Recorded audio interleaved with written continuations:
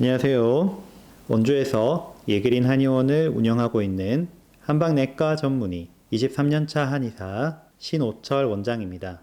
오늘도 저희 예그린 유튜브 채널에 와주셔서 정말 감사합니다. 소아 성장에 대해서 이야기해 보겠습니다.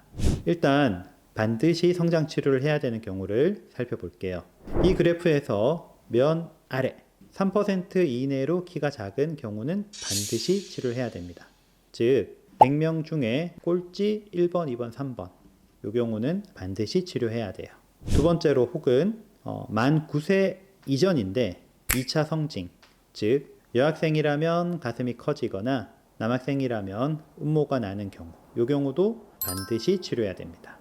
조금 더 범위를 넓혀보면 하위 15%가 저성장이라고 볼 수 있거든요. 하지만 대부분은 평균 이하, 즉 50% 이하라면 치료를 하시더라고요. 중요한 건 진단이죠. 우리 애가 키가 작다. 그런데 앞으로 얼마나 더 클지, 이게 핵심이겠죠. 뼈 나이를 측정하면 됩니다. 뼈 나이 측정은 엑스레이 등도 있지만 저희 예그린에서는 연골을 잘 볼 수 있는 초음파로 뼈 나이를 측정합니다.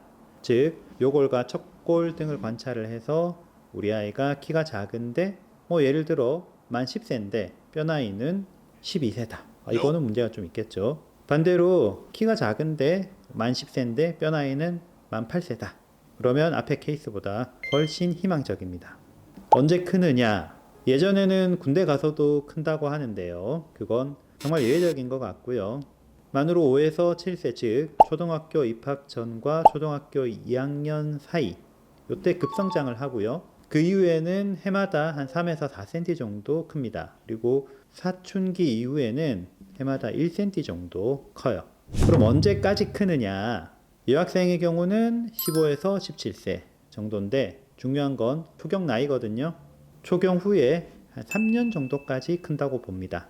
요즘 빠른 친구들은 초등학교 6학년 때 초경을 하니까 중3이 되면 성장이 멈추는 거죠. 남학생의 경우는 16에서 18세인데 이것도 2차 성징, 즉 특히 겨드랑이 털이 많아지면 성장이 거의 멈춘다고 보셔도 돼요. 성장의 좋은 습관 살펴볼까요? 일단 잘 먹는 게 중요하죠. 뼈 성장이 중요하니까 칼슘만 생각하기 쉬운데요. 아니죠. 골고루 영양 섭취해야 됩니다. 특히 단백질이 중요합니다. 그 다음은 적절한 운동이죠. 줄넘기가 성장판 자극 주는 대표적인 운동이죠. 그리고 이렇게 늘려주는 운동들, 스트레칭이나 철봉에 매달리기, 이런 운동 좋아요. 뼈 사이의 간격을 늘려주니까 성장이 잘 되겠죠.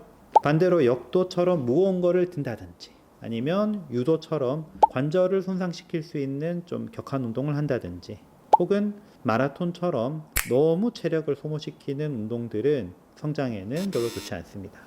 또 수면이 아주 중요하거든요. 잘 때 키 큰다고 하잖아요. 적어도 성장기에는 7시간 이상 수면을 취하는 게 좋겠습니다. 잠자러 가는 시각도 중요한데요. 성장 호르몬이 밤 10시부터 새벽 2시까지 왕성하니까요. 아무리 늦어도 10시쯤 일찍 자러 가는 게 정말 중요합니다.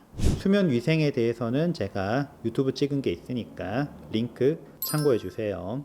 스트레스 관리도 아주 중요하죠. 스트레스를 받으면 영양 흡수도 잘 안 되고 호르몬 분비도 방해를 받습니다. 한의원에서는 어떻게 치료할까요? 체질에 맞는 한약으로 치료합니다. 특히 성장 호르몬이 듬뿍 들어있는 녹용을 위주로 치료하는데요. 단순히 보약을 써서는 잘 안 되고요. 감기를 잘 하는 체질인지, 영양 흡수가 잘 안 되는 체질인지, 아예 식욕이 떨어져 있는 체질인지 이런 걸 면밀히 분석을 해서 정확히 처방해야지만 효과를 잘 볼 수 있습니다. 성장 치료지만 비염이나 야뇨증 같은 증상도 같이 개선되는 효과가 있습니다. 오늘은 성장에 대해서 알아봤습니다. 끝까지 시청해 주셔서 정말 감사합니다.